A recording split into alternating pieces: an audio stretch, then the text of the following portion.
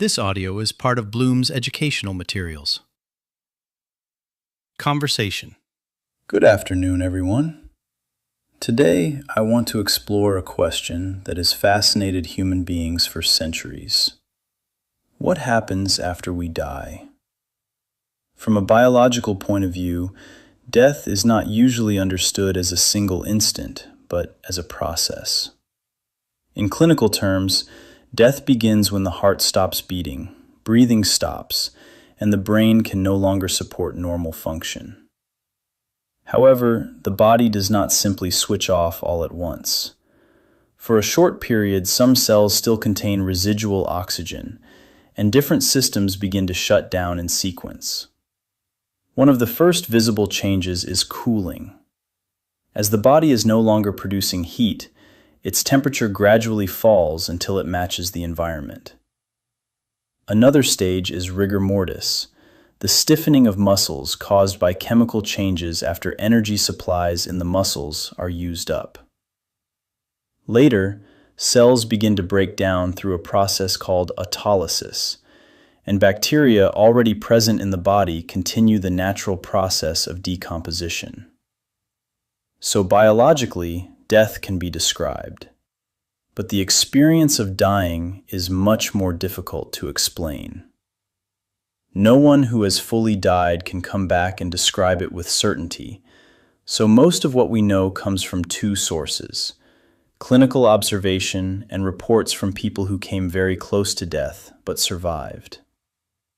Doctors working in palliative care often describe a gradual reduction in appetite, speech, and awareness as the body declines.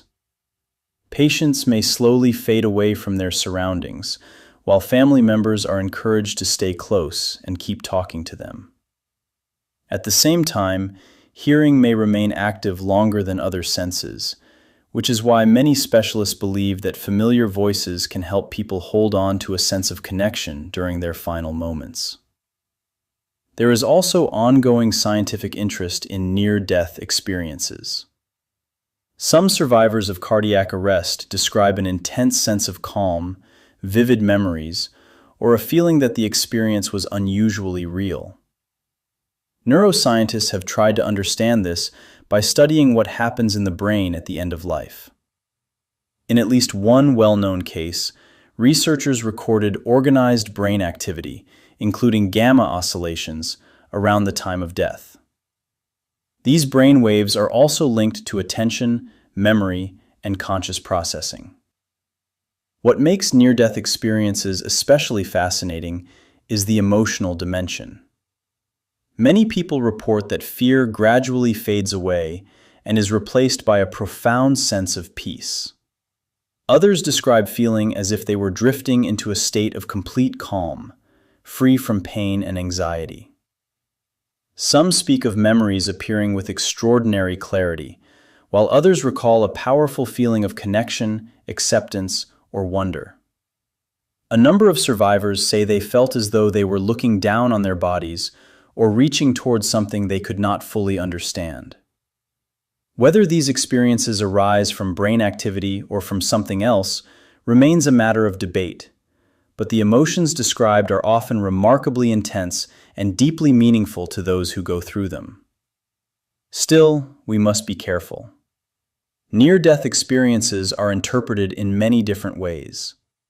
Some researchers connect them to oxygen loss, brain chemistry, or changes in consciousness under extreme stress. Others point to deeper philosophical questions about the mind and human awareness. Scientists continue to investigate these reports, but no single explanation has yet won out. So perhaps the most honest conclusion is this: biology can explain many of the physical stages of dying, but the subjective meaning of death remains open to interpretation. Science can describe the process and explain many of the biological mechanisms involved. However, it cannot yet fully explain the experience itself, nor can it completely account for the powerful emotions that many people report when they come back from the edge of death.